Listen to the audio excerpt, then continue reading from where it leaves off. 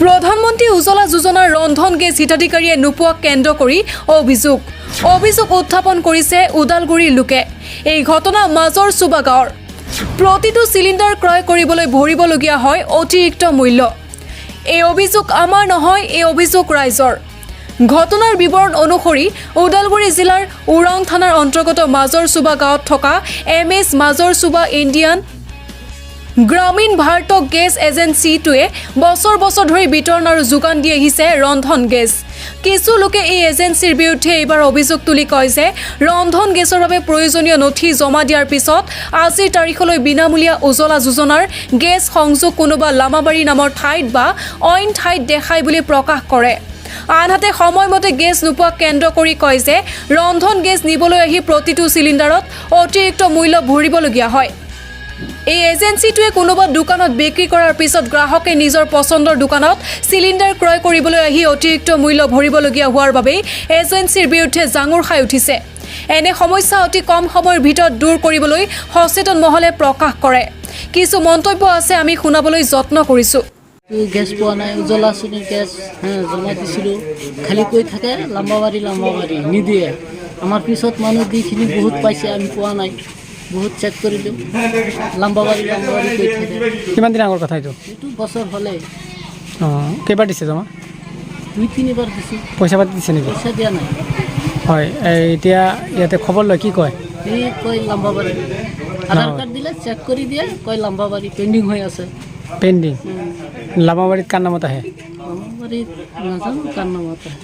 এই গ্যাস এনেকে কি হৈছে গেছ? গ্যাসে যে আমি 3-4বার করে কাগজপাতি দিছি, খালি কয় নাম আছে গ্যাস আহে, গ্যাস দেয়। তো একদিনকে হোটেলের মধ্যে না কান্তরে পেয়েছি দিনারের সামনে যে আমি যে গ্যাস পাইলাম না, তুই টেহা নিয়ে যাবি গ্যাস নিয়ে। আমি আইসি টেহা নিয়ে কয় গ্যাস আহে না। কোনে কয়? কান্তু পেয়েছি। কি নাম? কান্তু কোন? গ্যাসের ম্যানেজার। হয়, আপুনি পইচা পাতি জমা দিছে নেকি? আমি কাগজপাতি জমা দিছি, তাৰপিছত গ্যাস বেলা আহে না। কিমান দিন আগত দিছে? বহুত দিন হয়, গ্যাস কোম্পানি দিছে থাকি তো 3-4বার করে গ্যাস আমি কাগজপাতি দিছি। এতিয়ালৈকে পোৱা নাই? মানে ওদালগুৰি জিলাৰ ওৰাং থানাৰ অন্তৰ্গত মাজৰ চুবাত ইণ্ডিয়ান এটা এজেঞ্চি আছে, গেছ এটা আছে। গতিকে 2019, 2021, 2023 চনত প্ৰধানমন্ত্ৰী উজ্জ্বলা যোজনা আঁচনিৰ অধীনত যিসকল দুখীয়া মানুহ আছে চৰকাৰে গেছ প্ৰদান কৰিছিলে। কিন্তু এই এজেঞ্চিত বিশেষকৈ আমাৰ সংখ্যালঘু এৰিয়া হোৱাৰ কাৰণে হয়তো মই ভাবিছোঁ তেনেকুৱা আৰু যে বহুত মানুহৰ নাম মানে গেছটো হৈ আছে, কিন্তু আজিলৈকে অফিচিয়েলি মানুহজনৰ নামত গেছ হৈ আছে, কিন্তু ফিল্ডত সেই ব্যক্তিজনে বা সেই মানুহজনে গেছখন লাভ কৰা নাই বা এজেঞ্চিয়ে সেই ব্যক্তিজনক দিয়া নাই। গতিকে মই আজি আপোনালোকৰ জৰিয়তে, যিহেতু এইটো এটা মালিকৰ আণ্ডাৰত চলি আছে, গতিকে মই মালিকক বা গৰাকীক বিষয়াজনক মই অনুৰোধ জনাইছোঁ যে এই বস্তুটো অতি সোনকালে তদন্ত কৰি যিসকলে প্ৰাপ্য দুখীয়া মানুহ গেছৰ চৰকাৰী গেছৰ যিখিনি প্ৰাপ্য, যিসকলৰ নামত আহিছে এই গেছখিনি অতি সোনকালে প্ৰদান কৰিব লাগে। অন্যথাই আমি জিলা আয়ুক্তক এই কথাখিনি অৱগত কৰাম, লিখিতভাৱে জনাম। আমাক যিহেতু ৰাইজৰ সাধাৰণ মানুহে জনাইছে, আমি সংগঠন কৰোঁ আমচুৰ ফালৰ পৰা আমি অনুৰোধ জনাইছোঁ। আৰু লগতে আৰু এটা কথা ক'ব বিচাৰিছোঁ, এই এজেঞ্চিয়ে কি হয় 2 দিন পিছে বা 1 সপ্তাহ পিছে গাড়ীয়ে গেছ আহে এই এজেঞ্চিত, কিন্তু যেতিয়া আমি গ্ৰাহক, যেতিয়া সাধাৰণ মানুহে যেতিয়া গেছ বিচাৰে তেতিয়া গেছ নাথাকে।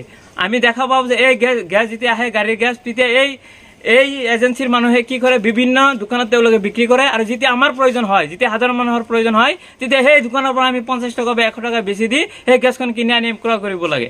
গতিকে এইটো কি ধৰণৰ এজেঞ্চি চলাই আছে আমি ক'ব নোৱাৰোঁ। গতিকে আমি ৰাইজে এটা সিদ্ধান্ত লৈছোঁ, যদি মালিকগৰাকীয়ে যদি এই ওপৰত কোনো ধৰণৰ ব্যৱস্থা নকৰে, আমি ৰাইজে বহি আলোচনা সিদ্ধান্ত কৰি যদি এই গেছখন এই এজেঞ্চিখন দিয়া হৈছে ৰাইজৰ সুবিধাৰ কাৰণে, যদি ৰাইজৰ সুবিধাৰ পৰিৱৰ্তে যদি অসুবিধাৰ সৃষ্টি হয়, এনেকুৱা গেছ আমাৰ ৰাইজৰ দৰকাৰ নাই। গতিকে আমি সিদ্ধান্ত লাগিলে এই গেছখন যেতিয়ালৈকে এই সমস্যাখিনি সমাধান নহ'ব, তেতিয়ালৈকে আমি ৰাইজে বহি লাগিলে এই গেছখন অফিচখন বন্ধ কৰি ৰাখিম। যেতিয়ালৈকে এই সমস্যাখিনি মালিকজনে সমস্যাখিনি সমাধান কৰিব, তেতিয়াহে আমি খুলিবলৈ দিম।